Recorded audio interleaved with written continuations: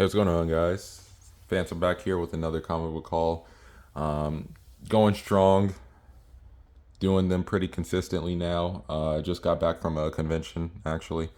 I didn't actually get anything from that convention. It seems like the conventions these days, like I said in my last videos, man, I don't know what it is about the convention these days. But it seems like a lot of them are a lot higher price than what everything is on eBay. And there was only one good vendor. That vendor had a bunch of really good stuff, but he was charging three times over fair market value. I'm talking about like 50 $600 for a 3.0 Detective Comics 411, which would normally go for around anywhere from 89 to 120, depending on where you're getting it from. But anyway, that's a whole topic of the discussion. Another comic book haul. I'm gonna start. It's a short and sweet haul. Short but very somewhat quality books, as you see in the thumbnail. But we're gonna get started with the new issues that I picked up for since the last time. A Haunted Girl issue 4. I've been really enjoying this series. This was actually the last issue of this series, and I really enjoyed it. It was just a small 4-issue mini series from Image. Really good. Really good book about depression and all that. I think that was the theme of the story. So it was a really good book, and I plan on buying the trade and then probably getting rid of the 4 issues because I'm sort of trying to consolidate space within my collection. And then we got World Tree. This is the variant of issue 6. Really enjoying the World Tree series so far. Nothing more to say about this. Somebody actually bought the other variant of this book. I think it was one of the comic book shop employees, but that other variant was really good. I think this is the 1 in 10 variant, and I believe she bought the 1 in 25 variant. And this book I've actually been really enjoying as well. This is Canary, issue 3. This just came out. Scott Snyder. Really great art in this book. I say the art is phenomenal. The art in this book, whoever drew this book is really good. Well, I'm saying whoever drew this book. I know who drew this book, but the person who drew this book is phenomenal at his job, and the colorist is phenomenal at their job too, because you can't have a really good art without the entire team being good. I think we all found out when Jack Kirby ended up switching his anchors mid career because his previous works art was really, in my opinion, I thought it was bad. I thought Jack Kirby was a really bad artist early in his career, and then I looked at examples of his different colorists and different inkers inking his pencils and coloring his pencils, and man, that really makes a big difference. If you have somebody that's really not good at inking or not good at coloring, that could change your art quite a bit. So yeah, whoever did this art, phenomenal, great story. That was actually the last issue of that. On to the $2 books I've got picked up. First one is a copy of The Question Number One. I've always been looking for this book out in the wild. Just so happened to come across it this time. The Question is a very underrated character, so I'm happy to have this book in my collection, and especially for $2. Really dig that. So yeah, and this book is very black, I could say. Very nice condition. Superman number 115. There's nothing special about this book except for one thing, and that is this right here. Anytime you find a late 90s or possible late 90s DC book with the DC Universe barcode on it, always make sure it's the DC Universe logo at the barcode. Always make sure it's check the print run on those, because specifically for these books right here, the print runs were a little bit lower. I know Nightwing number 1 of 1996, the DC Universe logo goes for around $200. This one, since it's not a very special issue, or anything like that. It's I believe it's like a $10 to $20 book if I'm not mistaken. Last one, couple unsold on eBay for about around $15. So to find it in a $2 bin and to potentially, just sell it for, $15 is a pretty good deal. So yeah, it's Superman 115. Um, what else do we have here? X-Men number 171. This is Rogue joining the X-Men, and it's a direct variant. You always know I have to have the direct variant. I love the Spider-Man logo in place of the barcode. So yeah, nothing too special. Just Rogue joining the X-Men in her classic look. Uh, Speaking of that, did you? I hope I know I'm not talking to anybody now, but I'm talking to the people who's watching the video. Did y'all see the X-Men '97 trailer? I did. I digged it a little bit, but it's apparently the only thing that matters about the trailer is the shape of Rogue's ass, and I'm like, guys, you're putting a little too much thought into it. I mean, I already knew going in that the characters weren't going to look the same as they did in 1990s. In the 1990s, I knew going in that the animation wouldn't be the same as it was in the 1990s. So it was just a pretty hard pill to swallow at first. But the entire thing about that X-Men trailer, there was so many good things that was plot pointed in that trailer, and the only thing that we've been seeing online is that they reduced the shape of Rogue's ass, even though Rogue's ass was only shown in like a couple of frames in the show. They just like took one picture of that one scene with her in Apocalypse, and it's like, oh, Rogue, where's my Rogue? Oh, what happened? So I'm not really too concerned about it, honestly. But yeah, that's just my sort of 2 cents about that. Another $2 bin find. This is, oh god, this stupid stand. This is Kabuki issue 1 from Caliber. Honestly, I didn't even know this was like a important or somewhat important book. I just got it just for the sake of the cover and the fact that it was like an Asian style book. So I was like, yeah, I'll get this. And, next thing you know, I, find it in a $2 bin. I look it up and it's about a $15-$20 book. I'm going online depending on where you buy it from. So I was like, why not? If I end up selling it later down the line, then hey, maybe I can get $15 for it if I do decide to sell it in the long run. But it's a really nice cover. If you look at the artwork inside, it's actually got some really nice artwork as well. I like collecting those 80s to 90s indie books. That's the best time to collect if you're an indie fan, because there were so many good indie keys that came out during those times, with some fantastic artwork, fantastic stories like The Crow, Kabuki. Really good story inside the book as well. Vampirella was really good back then as well. Cry for Dawn, Evil Ernie, etc. So if you ever see like a indie book issue number 1 or something like that, my chance would be to look it up and see if it's anything valuable. And if you don't want to look it up, just read it for the story, because a lot of these books were really good as well. So yeah, that's for that book. And on to the other books. Here's my manga pickup for the week. My manga key issue pickup. This is a copy of Weekly Shonen Sunday, issue 22 from the 2020 series, or volume, I should say. This is a very rare book from what I've seen online. Very hard to find. And this is the first appearance of Freeland, or if you want to pronounce it the English way, Frieren. And to those of you who watch the anime, who are currently watching the anime, phenomenal anime.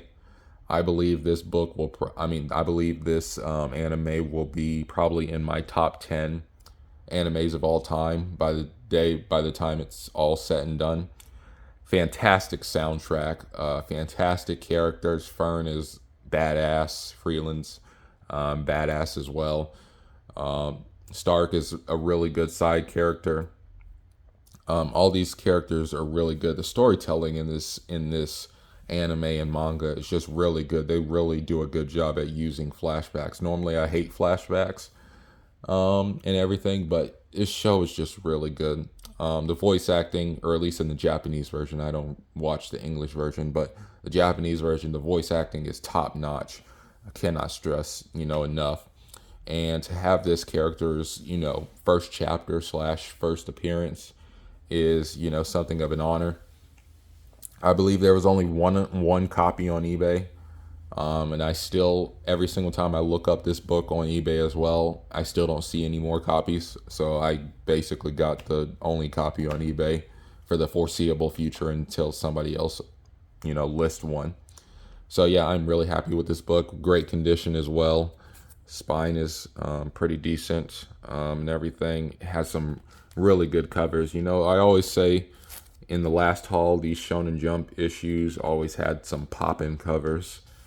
And I can't wait to start collecting even more Shonen Jump because I've been getting more and more into anime lately. So yeah. Amazing Spider-Man issue number 11. This is the second appearance of Dr. Octopus. In the last haul, I got the first appearance of Dr. Octopus. Now I have the second appearance. This was a low grade copy. Not going to, stress it. It's really, has some issues and whatnot. It has tape, has Marvel chipping everywhere, spine roll, etc. But it was only $100. And, if this was 2016, asking $100 for this book, I probably would have said no to it.